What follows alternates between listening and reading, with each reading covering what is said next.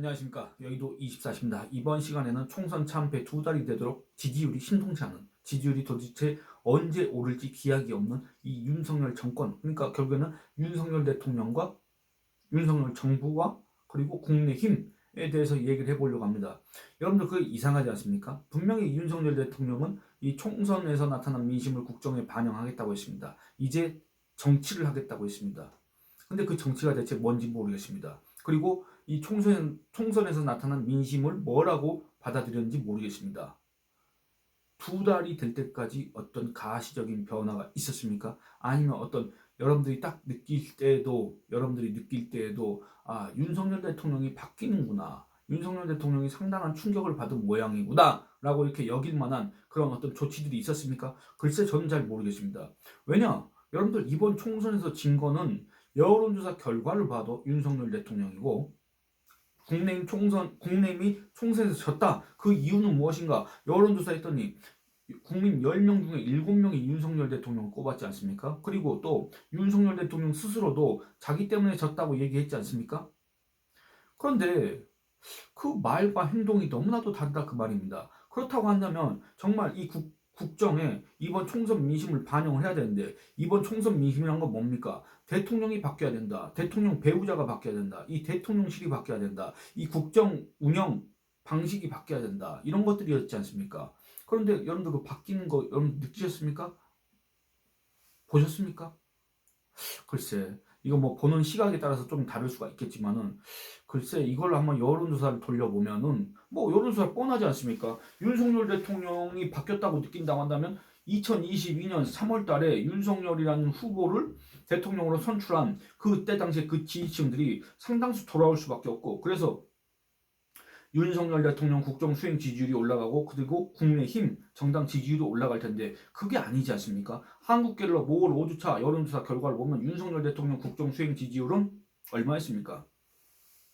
21%였습니다. 21%. 그야말로 최저치. 저기 뭡니까? 이게 다 노무현 때문이다. 그 노무현 그리고 2016년 탄핵 사태 직전에 박근혜 당시 대통령보다도 지지율이 어마어마하게 낮습니다. 그런 상황입니다. 5월 5주차 여론조사 결과가 그랬습니다. 그러니까 이건 결국에 뭡니까? 윤석열 대통령이 이번 총선에서 나타난 그 민심에 별로 그렇게 부응하는 듯한 그런 변화, 혁신, 개혁 이런 것들을 보여주지 못했다. 그런 의지조차도 우리 국민들한테 보여주지 못했다. 이런 뜻이 된다 그 말입니다. 결국에는 그런 상황에서 여러분들 이재명 더불어민주당 대표 또는 조국 뭐 혁신당 대표 이런 사람들을 공격하고 이런 사람들을 비판하고 아니 그 사람들이 문제가 없는 사람들이 게 아니라 온갖 의혹 있고 비판받아 마땅한 대목들도 있다고 생각하겠지만은 그러니까 지금 현재 이 윤석열 정권이 이번 총선에서 심판을 받았고 국민의힘이 참패를 했지 않습니까? 그런 상황에서 전혀 바뀌지 않는데 자기들에 대한 어떤 자아 비판은 없고 그리고 자기들에 대한 자기 혁신도 없고 어떤 노력도 없고 아무런 의지도 없고 자기들이 이번 총선에서 졌던 그 원인들에 대해서 고치려고 하는 그런 것도 전혀 없고 그냥 윤석열 대통령 그냥 지나간 건 다 잊고 똘똘 뭉치자 이런 식으로 얘기를 하고 있으니 어떻게 되겠습니까? 아무리 이재명을 공격해도 아무리 조국을 공격해도 그게 우리 국민한테 설득력이 있겠습니까? 그게 호소력이 있겠습니까? 이런 이런 주장들을 하신 분들이 계십니다. 제 영상에 채널에 오셔가지고 지금 왜 윤석열을 비판하냐? 좌파냐? 말이 되느냐? 지금 이재명을 까야지, 조국을 까야지. 왜 윤석열을 비판하냐? 너 좌파냐? 이런 댓글들을 종종 봅니다. 지금도 마찬가지입니다. 근데 여러분들 제가 그때도 얘기했지만 뭡니까? 지금 이번 총선에서 진 쪽은 바로 윤석열 정권입니다. 윤석열 정권이 총선에서 진 데는 분명히 그 이유가 있습니다. 이유가 있지 않습니까? 그러면 그 이유를 먼저 알고 그걸 갖다 해소를 하고 우리가 이렇게 바뀌고 있다. 우리가 이렇게 개혁하겠다. 그래서 우리가 정말 이렇게 집권 세력다운 그런 모습으로 다시 바뀌겠다. 그래야만이 지지층이 다시 돌아올 수 있고 그 지지층이 다시 모여야 안정적인 국정 운영을 할 수가 있고 안정적인 국정 운영을 해야 다음 선거도 한번 기대해 볼 수가 있지 않습니까? 그게 안 된다고 한다면 아무런 희망이 없습니다. 그렇기 때문에 이 국내임을 계속 비판할 수밖에 없고 윤석열 정부를 계속 비판할 수밖에 없는 겁니다. 바뀌어야 되니까 개혁을 해야 되니까 그런 의지를 보여줘야 되니까 국민들한테. 근데 그게 안 되니까 답답한 마음에 계속 비판을 할 수밖에 없는 겁니다. 근데 이와 같은 취지에서 이 최병천이라는 사람이 있습니다. 이 사람은 민주연구원 부원장을 했고 그 전에는 이제 박원순 서울시에서 어떤 일을 한 사람인데 이 사람이 이제 뭐 이번 총선을 계기로 해서 자꾸 이제 방송 패널로 나와서 정치 평론하지 않습니까? 이 사람이 오늘 YTN 라디오에 출연했는데 이 출연을 하고 나서 이 했던 말들이 그동안에 제가 여러분들하고 했던 얘기 그리고 여러분들이 댓글로 달아주셨던 그런 얘기들과 일맥상통하기 때문에 그 내용을 한번 같이 살펴보려고 합니다. 이 최병천이라는 사람이 라디오에 나와서 이렇게 즉흥적으로 한 얘기이기 때문에 이 말 자체가 그렇게 깔끔하지가 않습니다. 이게 어떤 문장으로 정리한 글이 아니라서 상당히 중언부언한 측면이 있습니다만 그래도 그걸 여러분들이 좀 감안해 주시고 같이 한번 이렇게 들어봐 주셨으면 좋겠습니다. 최병천이 오늘 한 얘기 중에서 제가 일부를 발췌해서 여러분들하고 같이 한번 살펴보려고 합니다. 최병천이 이렇게 얘기합니다. 저는 국내미 지난 2년간 윤석열 정부와 국내미 전체가 어떻게 보면 이재명 대표 사법 리스크 하나만 믿고 풀 베팅을 했다고 그럴까요? 무사한 일을 하고 있는 건데 저는 약간 정치의 기본으로 좀 돌아가는 게 필요하다고 생각을 해요. 이렇게 얘기합니다. 최병천이 지적한 것처럼 그동안에 윤석열 정권은 2년 동안 이재명 사법 리스크만 믿고 우리가 잘 못해도 결국에는 저 더불어민주당 대표는 이재명이고 이재명이는 언젠가 감옥에 갈 거고 그렇기 때문에 우리 국민들은 이재명이가 대표로 있는 더불어민주당을 찍지 않을 것이다. 우리가 이긴다. 이재명이 더불어민주당의 대표로 있는 한 그리고 더불어민주당이 이재명을 계속 방탄을 하는 한 우리가 이긴다라는 그런 아주 무사한 일에 빠져 있었지 않습니까? 그리고 그게 어떻게 됐습니까? 이번 결과로 드러났지 않습니까? 총선에서 대참패로 드러났지 않습니까? 그리고 이재명이가 득세를 했지 않습니까? 그게 바로 그 결과입니다. 근데 지금은 결국에 또 어떻게 됐느냐? 여러분들 지금 더불어민주당이나 조국당이나 국회의원 구성을 일방적으로 독단적으로 하고 있지 않습니까? 여러분들 108석이 많은지 적은지 모르겠습니다만 어쨌든 국내 대표라고 뽑은 국내 국회의원들이 있지 않습니까? 108명입니다. 근데 그 108명의 의견은 중요치 않습니다.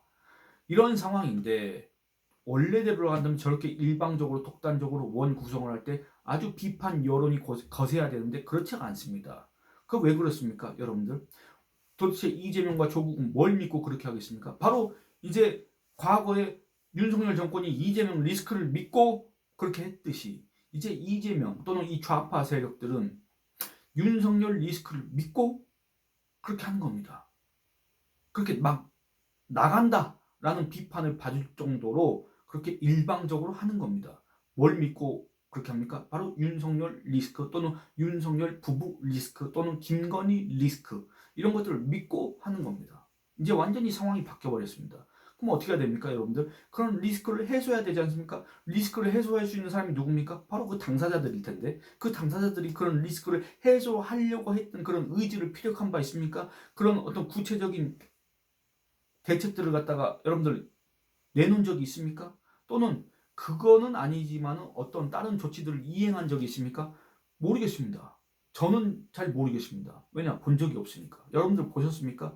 그런 상황입니다. 그런 상황인데 그 어떤 국민이 이 윤석열 대통령 또는 윤석열 정권을 갖다가 다시 지지를 하겠습니까? 이미 떠났는데 이탈했는데 그 누가 돌아와서 다시 지지를 할 수가 있겠습니까? 아무런 변화가 없고 아무런 노력을 하지 않는 것 같은데 이런 상황에 대해서 이 최병천이라는 사람이 지적을 하고 있는 겁니다. 그래서 이렇게 얘기합니다. 당연히 이번 유죄 판결을 받은 건 이재명 대표한테 불리한데 이거 유리하다고 생각한 사람은 한 명도 없는데 정치를 좀 아는 사람 입장에서는 그런데 질문은 이거다. 그렇게 불리한데도 왜 지장이 없느냐. 아니 이재명이 온갖 사법 리스크를 안고 있고 지금 또 이렇게 불리한 상황에 처했는데 왜 이재명은 별 지장을 받지 않느냐. 그건 뭐냐 결국에는 국민과 윤석열 정부가 너무 못하기 때문이다. 그래서 이재명 대표를 많이 헐뜬다고 지지율이 회복되지는 않는다는 것이다. 그러면 국민들이 윤석열 정부의 정권을 맡겼으면 최소한 해야 될 일이 있다. 그게 뭐냐 하면 나라를 잘 챙기는 것이다. 그래서 어떤 민생 정책이 문제가 됐건 반성할 건 반성한다든가 털 걸 터는 것이 충분히 되면서 불신이 좀 낮아질 때 여기도 나름 열심히 노력하는구나. 그리고 잘하는구나. 박수 받을 일도 있구나. 그런 상태에서 신뢰를 회복하면서 비판할 때는 호소력을 갖지만 그렇지 않을 때는 뭐라고 나옵니까? 그 친절한 금자씨 너나 잘하세요 있지 않습니까? 너나 잘해라는 그 프레임을 벗어날 수 없는 거다라고 최병천이 지적을 하고 있습니다. 여러분들 이 최병천의 주장이 최병천의 이런 분석에 동의하십니까? 동의 안 하십니까? 여러분들 지금 현재 이 윤석열 대통령 국정수행 지지율 한국갤럽 5월 5주차 결과에 따르면 21%입니다. 그러니까 이 윤석열 대통령 또는 윤석열 정부에서 그 무엇을 한다고 해도 거기에는 힘이 실릴 수가 없고 거기에는 부정적 여론이 더 앞설 수밖에 없습니다. 물론 또 여러 가지 문제가 있겠지만은 이번에 뭐 저기 포항 영인만 그 석유 시추 이런 것과 관련해서도 각종 음모론이 제기가 되고 부정 여론이 막 이렇게 의혹들이 제기가 되고 있지 않습니까? 만약에 윤석열 대통령 지지율이 높았다고 한다면 윤석열 대통령 지지율이 지난 총선 때처럼 한 40% 정도를 기록하고 있다면 그리고 국민의힘 지지율도 42%이 정도를 기록하고 있다면 지금 이재명, 조국 그리고 뭐 그 밖에 이런 좌파 세력들이 이런 식으로 계속 대여 공세를 취할 수 있겠습니까? 이런 식으로 일방적으로 독단적으로 나갈 수가 있겠습니까? 이런 식으로 무슨 입법부를 갖다가 자기들 마음대로 요리할 수 있겠습니까? 이재명이 여의도 대통령 노릇을 할 수가 있겠습니까? 그런데 이런 상황은 결국에는 이재명이 잘해서라기보다는 결국에는 이 윤석열 정권이 못했기 때문에 윤석열 정권이 이재명을 비판하고 싶지만 이재명을 비판할 자격과 능력이 없다고 우리 국민들이 판단하고 심판을 했기 때문에 그리고 그 심판을 당한 뒤에도 별다른 노력을 하지 않고 있다고 여기기 때문에 지지율이 계속 떨어지는 거고 지지율이 떨어지기 때문에 그 무엇도 할 수 없는 상태가 돼버렸다 그 말입니다. 그 얘기를 하고 있는 겁니다. 그래서 계속 이어서 읽어보겠습니다. 그렇지 않을 때는 너나 잘이라는 그 프레임을 벗어날 수 없는 거다. 그래서 이재명 대표를 비판할 건 당연히 비판할 수 있지만 이재명 대표를 많이 비판한다 그래서 윤석열 정부와 국내임의 인기가 올라가지는 않을 거다. 그걸 명확히 알고 해야 한다. 남 탓만 한다고 자기가 박수받지 않는다. 그거를 명심하면 좋겠다. 이런 식으로 최병천이 지적을 했습니다. 그리고 이 국회의원 구성이나 또는 이 이재명 사법 리스크와 관련해서 과거에는 이 국회에서 이재명의 체포를 막기 위해서 방탄을 했다고 한다면 이제는 이재명의 재판 이거와 관련해서 이재명의 유죄 확정 판결을 미루거나 그걸 무마하기 위해서 이제 뭐 검사를 탄핵하고 이렇게 사법부를 압박하고 이런 작업들을 할 것이다. 이렇게 예상이 되지 않습니까? 그러니까 여기에 대해서 과연 이 더불어민주당이 우리 국민들이 있는데 여론이 있는데 이런 민심이 있는데 그런 거에 개의치 않고 그런 거를 하겠느냐 좀 그건 조심스럽지 않겠느냐라고 했을 때 최병천은 또 뭐라 그랬냐 이렇게 얘기합니다. 우리 국민들이 봤을 때는 좀 과하다고 보여지는 게 당연히 있죠. 그럼에도 불구하고 지금 민주당과 이재명 대표는 이제 정치라는 걸 하다 보면 이제 명분이 좀 딸리는 게 밀어붙이는 경우도 있고 또 우리 윤석열 대통령이 최혜병, 김건희 특검을 계속 버티는 것과 비슷한 것처럼 뭔가 제가 보기에는 지금 윤석열 정부와 국민의힘 인기가 워낙 안 좋기 때문에 이렇게 밀어붙여도 감당 가능하다고 보고 있는 것 같습니다. 라고 이렇게 지적을 했습니다. 이렇게 평가를 냈습니다.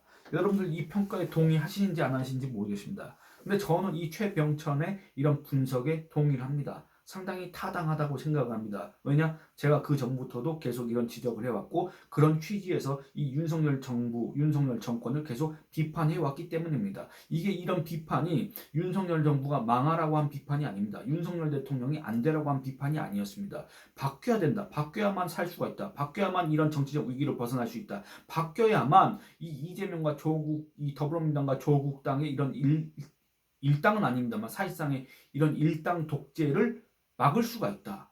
이 여론, 민심의 지지를 다시 받아야만이 그들과 맞설 수가 있다. 그런데 그런 노력들이 전혀 안 보이지 않습니까? 그런 노력이 안 보인다고 하면 그냥 단순히 윤석열 정권의 위기가 아니라 그 말입니다. 여러분들 대한민국은 민주주의 국가지 않습니까? 민주주의 국가인데 거의 사실상에 지금 일당 독재가 진행되고 있지 않습니까? 이걸 우리 국민들이 용인할 수 있겠습니까? 그런데 지금 왜 용인하고 있냐 그 말입니다. 윤석열 정권이 너무나 인기가 없기 때문에 윤석열 정권이 심판받았는데 그 심판받은 뒤에도 별로 변화하려고 혁신하려고 개혁하려고 하는 그런 모습을 보이지 않기 때문에 윤석열 리스크, 윤석열 부부 리스크, 김건희 리스크 이런 것들 갖다가 해소하고 우리 국민들한테 다시 다가가려는 그런 노력을 하지 않기 때문에 지지율이 안 오르고 지지율이 떨어지고 지지층이 이탈하는 거 아니겠습니까? 왜 이런 것들에 대해서 너무나도 쉽지 않습니까, 여러분들? 이게 어려운 얘기가 아니지 않습니까? 왜 이런 쉬운 거를 이 용사는 못할까? 너무나도 쉬운 길이 있는데 왜 용사는 이거를 마다할까? 왜 자꾸 뭐라고 해야 될까? 왜 자꾸 충격적인 그런 정치를 하려고 할까?